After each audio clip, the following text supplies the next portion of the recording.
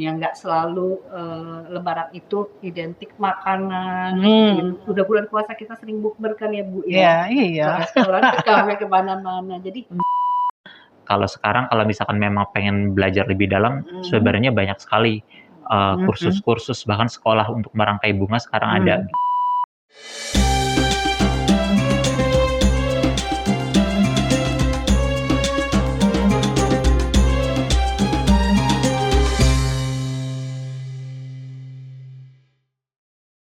Halo semuanya, selamat datang kembali di program Ramadan with Amanda.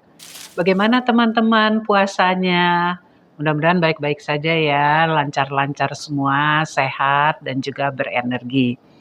Jadi memang kita semua tahu bahwa Ramadan itu kan bukan hanya menahan lapar dan haus, ada juga nilai-nilai spiritual. Dan kemudian juga kita harus mengelola energi. Kali ini saya akan mengajak teman-teman bagaimana kita mengelola energi tapi dengan cara yang tenang, dengan cara yang lembut. Dan ada 2 tamu yang luar biasa hari ini bersama kami di sini bersama Ramadan with Amanda. Yang pertama adalah Ibu Devi, halo, dari Allegre Decor. Kemudian ada Abe dari Shirenjana. Apa kabar? Baik. Baik ya. Terima kasih sudah hadir di sini. Mungkin sebelum kita mulai membahas kaitannya, ini kan semua terkait dengan bunga-bunga, keindahan, warna-warni, wewangian, dan lain sebagainya. Mungkin Devi bisa cerita dulu ya kegiatannya apa, baru sesudah itu nanti Abe yang cerita. kalau kegiatan saya saat ini di Allegre itu kita lebih ke dekor Bu, untuk table dekor seperti itu. Tapi awalnya itu saya sebagai sales di perhotelan, di hotel industri, seperti itu Bu. Jadi kalau dekor itu hanya di table-nya atau Devi juga sekelilingnya misalnya standing flowers dan lain sebagainya atau yang Betul. di meja? Jadi untuk event decoration seperti itu juga seperti itu. Dan ini Abe juga biasa collab sama saya untuk dekorasinya. Kalau Abe apa kegiatannya? Aku saat ini editor di salah satu media online art and design namanya Written ID. Terus selain itu juga masih tetap ngurus florist. Cuman masih based in online aja gitu. Jadi ketika ada orang pesan baru saya buatkan gitu, nggak selalu ready stock. Jadi kalau dipikir-pikir ya, Devi dan Abe ini ada profesinya, beberapa profesi ya boleh dikatakan, atau meskipun mungkin sekarang fokusnya memang di table decor. Bagaimana ceritanya tuh dari sales director corporate nih ya, terus kemudian jadi berkecimpung di bunga-bunga. Di bunga ya. Nah itu Bu, jadi sebagai sales di industri perhotelan, saya itu dulu terbiasa dengan ritme pekerjaan yang harus cepat, sigap, gitu ya. Kami ada targeting juga, tapi harus untuk konsen untuk service excellent. Jadi itu terbawa Bu. Setelah saya resign pun, gitu, itu terbawa dalam keseharian saya. Jadi saya berpikir kayaknya saya kurang santai ya, kurang slow gitu. Jadi kemarin itu saya terpikir apa ya, kebetulan saya suka gitu dengan mempelajari sesuatu yang baru. Jadi kayaknya kalau merangkai bunga nih belum pernah nih saya lakukan gitu untuk mengamati dan sebagainya gitu. Jadi saya ikut kursus ya, workshop bunga seperti itu sih Bu, mulainya. Dan sampai sekarang langsung tertarik begitu ya? Iya, karena buat saya begitu saya mengikuti workshop bunga ini, itu setelahnya itu memberikan efek bahagia gitu Bu. Jadi seperti saya punya me time gitu. Kalau kata anak zaman sekarang healing ya Bu, gitu. Healing dengan bunga seperti itu. Ya. Jadi kan kita menghirup, melihat gitu, memperhatikan bentuknya yang cantik-cantik seperti itu dan berkreasi gitu. Jadi memakai rasa demikian Bu. Jadi akhirnya sampai sekarang. Kalau Abe bagaimana tuh bekerja di media, terus apa switch atau tetap dijalankan semua kegiatannya? Sebenarnya untuk di media ini setelah saya berkecimpung di bunga dan ada sebenarnya satu cerita menarik kenapa saya berkecimpung di dunia bunga ini adalah balik ke tahun 2020. Saya itu dulu jadi ini untuk fotografi untuk foto produk. Kemudian saya sering pakai bunga-bunga untuk dekornya, untuk propsnya. Itu saya sering belanja ke Rawabelong. Rawabelong kan memang ini ya pasar bunga terbesar gitu kan di Indonesia. Terus kemudian saya sering ke sana, biasanya rame. Pas pandemi saya ke sana kok sepi gitu. Ketika sepi saya tanya ke pedagang di sana, Bu, kok di sini biasanya banyak orang beli, tapi kok ini sepi banget gitu. Katanya memang daya beli masyarakat menurun, nggak ada pesta, terus orang-orang kayaknya lebih untuk kebutuhan primernya daripada untuk beli bunga gitu kan. Iya. Terus oh gitu, lanjut saya coba untuk membantu menjual bunga di WhatsApp. Di WhatsApp, kemudian teman-teman saya pada beli. Nah teman saya beli ada satu orang yang posting di zaman dulu Twitter, sekarang X. Itu viral. Jadi banyak artis, seleb tweet yang pada nge-repost dan nge-reply dengan narasi dari teman saya adalah membantu pedagang Rawabelong untuk jualan bunga karena jualan mereka sangat menurun gitu. Dan di situ banyak orang beli ke saya yang tadinya saya cuman jadi just tip aja, nggak ditambahin uang gitu ya. Itu kayak loh kok kayaknya lumayan nih kalau misalkan saya jadi jualan gitu. Jadi jualan misalkan dari satu ikat mawar saya tambahin berapa ribu gitu. Jadi lumayan tambahan. Waktu itu saya masih kerja di marketing di coffee shop. Dan memang F&B lagi gonjang-ganjing kan pas pandemi. Terus setelah itu saya milih, kayaknya keluar aja deh dari kantor ini karena waktu itu kalau nggak salah kayak 3 bulan nggak dibayar. Di hold pembayarannya karena nggak punya profit juga gitu dari coffee shopnya. Jadi daripada saya di tempat yang nggak jelas, saya keluar, yaudah saya tekunin di jualan bunga. Sampai ada satu orang yang pesan rangkaian ke saya. Saya nggak bisa merangkai saat itu. Saya nggak bisa merangkai dan sangat buta sekali gitu. Terus saya kontaklah ke penjual bunga, boleh nggak minta tolong dirangkaikan gitu. Ada 2-3 orang, terus ada yang komplain, kok kurang bagus rangkaiannya gitu. Terus saya coba untuk merangkai sendiri. Dan ternyata setelah saya rangkai, mereka pada suka hasil rangkaian saya. Terus karena saya otodidak nggak ngerti apapun, saya belajarnya lewat YouTube, kemudian lewat Instagram gitu. Karena sekarang kan mudah sekali ya untuk mencari informasi, nggak usah harus beli buku, nggak usah harus ikut kursus langsung, kita udah gampang banget untuk nyari informasi gitu. Dari situ saya belajar, dan ya sampai sekarang ya alhamdulillah saya udah jadi ngerti lah lebih banyak tentang bunga. Ya menarik ya, dan kalau dengar cerita Devi dan cerita Abe kok seolah-olah mudah gitu ya kegiatannya. Padahal kan kita tahu bunga itu kan ada ratusan bahkan ribuan dengan gradasi warna yang bermacam-macam, belum bunga lokal, bunga impor yang tumbuh di dataran tinggi, yang bisa di dataran rendah. Bagaimana tuh membina pengetahuannya tuh Devi dan juga Abe? Iya, kalau seperti tadi yang Abe bilang Bu, mengenai belajar bisa dari YouTube gitu ya. Sekarang kan informasi-informasi itu banyak. Jadi kita juga kalau ke pasar bunga gitu ya, ke penjual-penjual bunga itu kita suka tanya, kok belajar juga dari mereka gitu. Ini jenis apa, karakternya bagaimana, seperti itu. Jadi bisa learning by doing gitu. Mungkin Arif ada teknik sendiri untuk mempelajarinya? Kalau saya sama sih, dari pertama dari sosial media, terus kemudian karena kita belajar setiap hari ya, setiap ada orang pesan, terus kemudian ada bunga baru, jadi bisa tahu karakteristiknya, terus kemudian care guide-nya, cara ngerawatnya gitu, kayak misalkan mawar dengan bunga krisan itu perawatannya berbeda gitu, terus apalagi misalkan dengan bunga tulip atau dengan bunga peony itu kan beda-beda ya. Dan kayak misalkan kita bilang beli mawar yang mana nih? Sebenarnya mawar kan warnanya banyak, jenisnya banyak. Misalkan ini ada warna ungu, warna ungu tuh banyak, ada Coolwater, Ocean Song, ada Dolcetto, segala macam gitu. Dan kalau misalkan saya memang belajar doang sehari 2 hari, mungkin akan susah.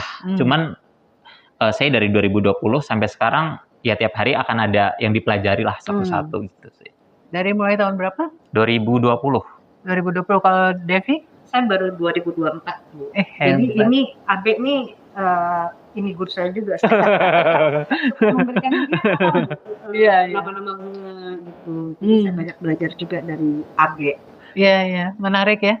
Lalu kalau bulan puasa seperti ini, bagaimana dinamika ketertarikan orang terhadap bunga? Apakah hanya kalau mau Lebaran saja pesan bunga, atau memang selama bulan puasa ada yang pesan dan lain sebagainya? Kalau dari saya sebenarnya reguler seperti biasa ya. Reguler seperti biasa, kebutuhan orang untuk ulang tahun, kemudian ada acara khusus anniversary, tapi yang memang paling banyak orang pesan itu ketika mendekati Lebaran. Oke. Karena biasanya tuh saya bikin paket untuk Lebaran, ada rangkaian khusus yang dibuat untuk Lebaran, terus orang kan biasanya kirim ya, kirim hamper, kirim apa gitu, pakai bunga, terus ada 2 bunga yang memang selalu jadi apa ya, inceran, itu ada lili sama sedap malam. Oh gitu. Karena kan biasanya ditaruh di ruang tamu ketika menyambut tamu open house gitu kan, kayak gitu sih. Dan mungkin kalau misalkan ngomongin tentang dekor juga, kalau di Allegre akan sangat relate dengan orang buka puasa ya. Pasti lebih Biasanya, banyak orangnya kan. Bukber itu kadang-kadang sehari ada 3-4 undangan ya. Dan kalau di rumah atau di resto kan bisa dibuatkan table decoration kayak gitu sih. Iya. Biasanya table decoration-nya itu di Allegre size-nya itu bagaimana? Paling banyak yang intimate begitu atau yang besar-besar gitu ininya, acaranya? Kita pernah juga handle untuk acara besar ya, maksudnya banyak undangannya dari di ruang venue di hotel seperti itu Bu gitu. Kalau di resto itu kan memang lebih banyak sih dia ini ya grup seperti itu, dari corporate juga kan ada jamuan-jamuan atau birthday gitu ya. Nah jadi tergantung venue-nya sih Bu seperti itu. Di rumah juga bisa gitu kalau mau lebih intimate mungkin.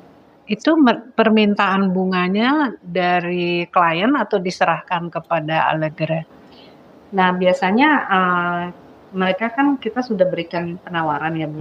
Bunga juga kan ada macam-macam, ada mix lokal. Oh iya. Itu semua kan ada harga-harganya, ada budgetnya seperti itu. Kita bisa mengikuti juga gitu, bagaimana kemauannya customer gitu. Tapi nanti kalau diperlukan arahan ya kita akan berikan beberapa option. Kalau AB bagaimana? Klien biasanya menyerahkan pada AB atau Aku mereka tentukan? ada 2 opsi juga. Jadi yang pertama ikuti katalog. Saya ada katalog yang sudah saya pernah buat, udah ada harganya. Misalkan orang, oh mau dibuatkan seperti ini, oke seperti ini. Terus ada juga request. Jadi saya nggak suka bunga mawar, maunya bunga lili. Terus kemudian maunya tone-nya warna ini. Terus harganya segini gitu. Dan satu yang paling unik adalah ada beberapa customer loyal saya yang sering ngirim untuk temennya, dia share-nya Instagram. Mas, tolong buatin bunga, budget saya segini, ini Instagramnya, biar cocok sama dia. Jadi kayak dukun gitu, saya harus tahu personality orang seperti apa gitu. Tapi alhamdulillahnya memang cocok mereka gitu, dan selalu masih sering seperti itu mereka gitu. Jadi share Instagram, tolong dibuatin dengan budget segini gitu. Tolong liatin ya, dia kira-kira sukanya seperti apa gitu. Oke. Betul. Ya, jadi tidak asal merangkai sesuai keinginan kita ya. Betul. Dan sekarang memang bunga itu, kalau zaman dulu mungkin orang mikir bunga cewek gitu, untuk cewek gitu. Tapi sekarang banyak kok yang kirim untuk pacarnya cowok, kemudian buat suaminya, buat adeknya. Karena ada satu hal yang menurut saya memang kayak agak sedih dan kok iya ya, itu cowok dapat bunga ketika wisuda dan sudah meninggal. Cowok ya? Iya, biasanya. Tapi sebenarnya kan cowok juga apa ya, dapat sesuatu yang indah itu perlu gitu. Jadi ada dulu waktu itu ada orang bilang cowok tuh cuma dapat bunga ketika wisuda sama udah meninggal gitu. Oh sedih juga ya gitu. Tapi sekarang ya orang ulang tahun juga masih ada yang kirim bunga untuk cowoknya, suaminya gitu. Oke. Dan florist pun juga ada yang Tuh. Dan iya, kalau florist bahkan sekarang saya mikir lagi, dulu tuh florist tuh yang cantik-cantik, yang lentik-lentik, yang sesuatu yang bagus identik dengan wanita. Saya sering dipanggil Cici. Karena orang belum tahu nama saya, nama floristnya Sirenjana, dikiranya Shiren. Hey Shiren, aku mau pesen bunga dong gitu. Padahal profil foto saya itu laki-laki, tapi tetap dipanggil Cici. Dan bahkan kalau misalkan kita ke pasar bunga Rawabelong, itu floristnya 95% cowok. Oh gitu. Baik yang bersihin bunga, yang ngerangkai, yang ngangkut-ngangkut barang, di pasar itu 95% cowok. Dan ya sebenarnya pekerjaan berat juga kalau misalkan dekor, bikin rangkaian yang besar, itu memang kerjaan cowok gitu. Dan yang kelihatan di sosial media, kayak yang cantik-cantik, bunga kecil-kecil, dirangkai cantik, urusan cewek gitu. Padahal nggak juga gitu. Nggak ada gendernya gitu pekerjaan gitu sih. Nah, kita kembali lagi ya ke niatan hari ini kan bagaimana menggunakan bunga gitu ya di bulan Ramadan ini, sesuatu yang menenangkan, bisa menjaga energi kita, bahkan bisa mood uplifting dan lain sebagainya selama bulan puasa. Kira-kira nilai spiritual bunga itu bagaimana ya di bulan puasa? Apa dia harus selalu berbentuk rangkaian yang kita kirim, atau di rumah juga kita bisa membuat sendiri untuk menyenangkan hati? Saya jadi mikir, berarti kalau buka puasa sebaiknya ada bunga gitu ya di meja. Iya. Menurut saya, dan ini juga sebelum saya belajar merangkai bunga, saya lihat ibu saya gitu. Beliau memang suka tanaman gitu, tapi kalau mau ada tamu itu kebetulan bukan bunga ya, karena beliau sukanya hijau-hijau. Itu beliau suka pajang-pajang bunganya gitu. Jadi ada sesuatu yang fresh gitu dilihat di ruangan itu, dan membuat suasana atau ambience lebih nyaman kali ya buat berkumpul gitu atau ada tamu. Nah kalau bunga itu nggak usah ada tamu ya. Kalau saya kalau misalkan lagi mau me time seperti yang tadi saya bilang, saya bisa pergi ke Rawabelong sendiri walaupun nggak ada orderan atau apa, terus kita selalu belajar untuk merangkai itu. Ada, karena kan kita merangkai itu dengan rasa ya. Jadi yang penting itu kalau teknik bisa belajar dari mana-mana dan mungkin berbeda-beda. Tapi yang penting dia tuh ada karakter gitu di rangkaiannya, dan sampai sekarang pun saya masih terus belajar. Karakter tuh gimana maksudnya? Jadi ada lain, mungkin kalau orang masak tuh lain tangan, lain rasa gitu. Jadi di bunga pun juga ya itu terbentuk seperti itu juga gitu. Lain yang merangkai karena dia dengan rasa apa gitu yang mau dia sampaikan, dia merangkai gitu. Jadi ini bunga kita lihat seperti ini Bu, banyak kan ya, ada mawar dan lain-lain. Nanti mungkin ibu yang merangkai dengan Mbak Mir atau siapa nanti yang merangkai akan beda. Desainnya gitu ya? Bisa beda-beda gitu Bu. Nah itu yang saya bilang ada karakternya sendiri. Abe, tadi saya bicara mengenai spiritual ya. Gimana nih kalau bulan puasa? Bunganya apa khusus atau sama saja? Atau bagaimana sebaiknya? Menurut saya semuanya kembali ke selera. Kembali ke selera masing-masing, dan bunga memang ini ya bisa ngasih efek bahagia gitu untuk orang yang lihat, untuk orang yang mencium gitu. Walaupun semua bunga itu nggak wangi, tapi masih bisa dilihat dengan indera penglihatan kita, bisa jadi cerah gitu. Terus kemudian kalau misalkan ada bunga segar di ruangan, ruangannya lebih hidup gitu. Jadi seperti apa ya, ngasih energi buat kita gitu. Dan balik lagi untuk Ramadan, biasanya memang yang paling dicari di Ramadan itu bunga-bunga yang fragrance, yang wangi. Seperti itu, apa lili, terus kemudian sedap malam gitu. Iya. Jadi apalagi kalau misalnya mau lebaran ya meningkat ya pemesanan. Betul, harga pun meningkat dari pasar. Iya. Oke, nah terus kalau saya tertarik ya, jelas ya, apalagi kalau menerima bunga, apalagi kalau menerima bunga dari orang yang saya kagumi atau dari tokoh dan lain sebagainya, keren banget nih aku dapat bunga gitu dan lain sebagainya. Tentu ingin membuat ya Tapi tidak semua mempunyai keterampilan seperti Devi dan Abe kan. Jadi bagaimana nih untuk beginner untuk bisa mulai apakah merangkai, mulai mencintai, menanam juga susah ya.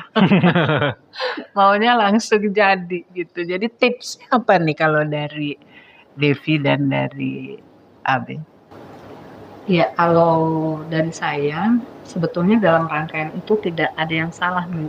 Gitu. Karena tadi balik lagi seperti yang tadi saya kemukakan dengan rasa gitu, dan akan ada karakter-karakter tersendiri yang kita sesuai dengan mood kita atau apa yang kita mau gitu pada saat merangkai. Tapi jangan takut untuk mencoba gitu. Seperti itu sih Bu. Jadi Megangnya aja udah takut deh. iya, kalau dari saya itu. Kalau dari Ade? Kalau saya, kalau misalkan memang untuk sendiri itu kita nggak apa-apa beli bunga aja, coba-coba, terus kemudian kita lihat di sosial media, kita belajar gitu. Dan kalau sekarang kalau misalkan memang pengen belajar lebih dalam, sebenarnya banyak sekali kursus-kursus, bahkan sekolah untuk merangkai bunga sekarang ada gitu. Dan kalau misalkan kursus pun sepertinya kurang cukup kalau misalkan kita nggak sering handle sendiri gitu. Semakin sering kita merangkai, semakin kita banyak belajar karakter bunga, terus kemudian color palette, terus kemudian gimana model-model rangkaian kayak gitu sih. Ini terakhir ya, bunga itu kan mahal dan bagus, ada care-nya dan lain sebagainya. Paling 3 hari gitu ya, dia sudah layu sayang. Kadang-kadang saya keringkan, didiamkan itu jadi kering masih bagus gitu. Nah kalau bunga-bunga kering itu bagaimana? Apakah pernah membuat, menggunakan dan lain sebagainya? Tapi yang asalnya dari bunga segar ya, bukan yang dibuat di pabrik gitu. Nah ini spesialisasinya Ade juga. Oh gitu ya. Sebenarnya kalau saya bunga itu ada 3 jenis. Satu artifisial, itu yang biasanya dibuat pakai latex, kemudian kain plastik segala macam. Kemudian kedua bunga fresh, ketiga adalah dried flower dan preserve. Nah, jadi preserve ya istilahnya ya. Kalau dried flower itu sebenarnya berasal dari bunga yang dikeringkan saja, sedangkan preserve itu dia pakai obat. Ada namanya silika untuk mengawetkan bunganya dan look like seperti bunga yang fresh, tetap seperti itu. Dan sebenarnya itu ada dari pabrik juga ada yang memproduksi bunga preserve itu. Dan balik lagi ketika bunga, kok ngapain sih beli bunga mahal cuma 3 hari, 4 hari? Disitulah seni untuk mencintai gitu kalau menurut saya ya. Jadi segala sesuatu ada masanya. Ketika dia masih segar kita bisa nikmati, cuman kita harus siap juga nih ketika dia layu gitu. Jadi nggak usah terlalu terikat, tapi kita bisa lihat lagi gitu. Jadi filosofinya seperti itu menurut saya. Dan kalau kita mau menyimpan lebih lama lagi, ada beberapa bunga khusus yang bisa kita keringkan sendiri. Misalkan contohnya bunga baby's breath, kemudian ada caspea, itu kita bisa keringkan dan kita taruh dalam waktu yang lama. Dan satu lagi bunga yang sangat terkenal dari dulu itu Edelweiss juga kalau tahu kan. Itu Edelweiss kan dianggapnya bunga abadi. Itu ya ketika dia kering seperti itu aja gitu. Dan sekarang memang udah banyak dibudidayakan. Kalau zaman dulu orang dilarang ambil di gunung, tapi sekarang ada kok petaninya yang menanam itu dan memang dijual gitu sih. Ya. Kalau Alleger bikin ini juga menggunakan juga preserve flowers kalau buat dekor atau selalu bunga segar? Kalau untuk table dekor itu sebetulnya lebih banyak yang segar sih, fresh. Atau dia mix dengan artificial. Tapi kalaupun ada request ya kita bisa kerjakan. Oke, jadi fleksibel ya. Baiklah, jadi kembali lagi sekarang bulan suci Ramadan. Mungkin bisa memberi tips kepada teman-teman yang nonton Amanda Katili TV ini, bagaimana menggunakan bunga di bulan puasa ini, baik untuk diri sendiri, untuk juga bersilaturahmi dan lain sebagainya. Kenapa dulu? Kalau saya, mungkin kalau misalkan untuk sendiri, orang yang suka bunga, nggak apa-apa beli bunga rajin-rajin gitu. Kalau misalkan memang lagi budgetnya kurang nih, belilah yang sesuai dengan budget gitu. Tapi masa hidupnya lama. Contohnya misalkan bunga krisan, terus aster itu bisa bertahan 1 minggu 2 minggu dan harganya lebih murah daripada bunga yang gampang layu. Tapi kan warna-warnanya Ini sebenarnya ini masuk kategori krisan, kalimero, terus kok kecil? ini ya Saya ini pikir krisan tuh besar-besar. iya ini kalimero, terus kemudian ini juga namanya bunga anyelir atau carnation, itu juga 2 minggu lebih itu cukup tahan lama gitu. Dan kalau misalkan mau kirim ke orang, usaha pertama sih cari tahu dia sukanya apa. Kalau enggak suka pun orang pasti dikasih bunga suka ya. Suka pasti. Iya, maksudnya enggak sesuai dengan bunga yang paling dia suka juga dikasih bunga apa juga suka gitu sih, kayak gitu. Dan kalau misalkan mau nyimpen lama bunga di rumah, rajin-rajin cuci vas, potong batangnya setiap hari dan ganti air. Oh, tiap hari. Terus airnya pakai apa? Air beras apa? Air biasa aja. Cuman sekarang udah banyak yang jualan flower food namanya. Oh, ada bubuk atau cairan yang biar bikin bunganya lebih awet gitu. Oh, boleh tuh, ilmu saya nambah juga ya jadinya. Kalau mau bikin sendiri sebenarnya juga cukup mudah. Pakai gula pasir ditambah lemon sama Baiklin. Biar Baiklin yang untuk supaya bakteri di airnya tuh mati, jadi bunga nggak gampang busuk. Oh, I see. Oke. Kalau Devi, tipsnya gimana nih terkait dengan bunga? Iya, untuk Ramadan ini, kalau untuk bunga ya Bu ya.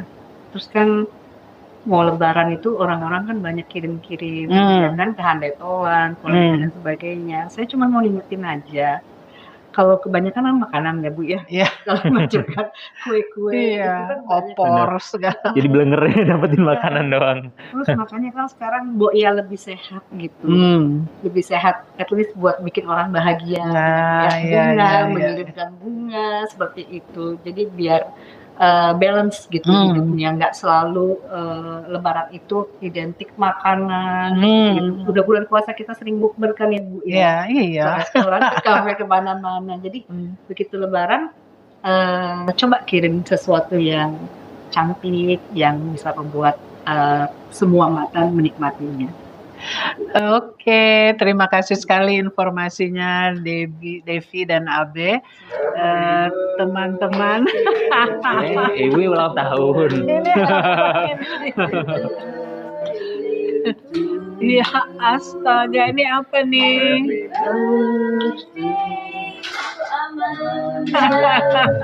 Happy birthday to you.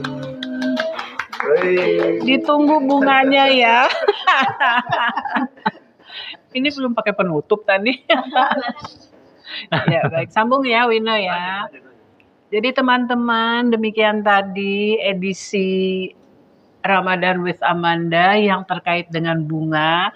Sebagaimana kata Devi dan Abe, kita jangan ragu-ragu untuk mencoba bunga untuk diri sendiri, juga bunga untuk handai tolan. Makanan tetap harus ya, tapi jangan lupakan bunga, karena itu ada nilai-nilai spiritual, nilai kebahagiaan, dan juga nilai membuat orang lain bahagia. Jangan lupa subscribe Amanda Kartini TV, bunyikan lonceng supaya tidak ketinggalan isu berikutnya. Terima kasih.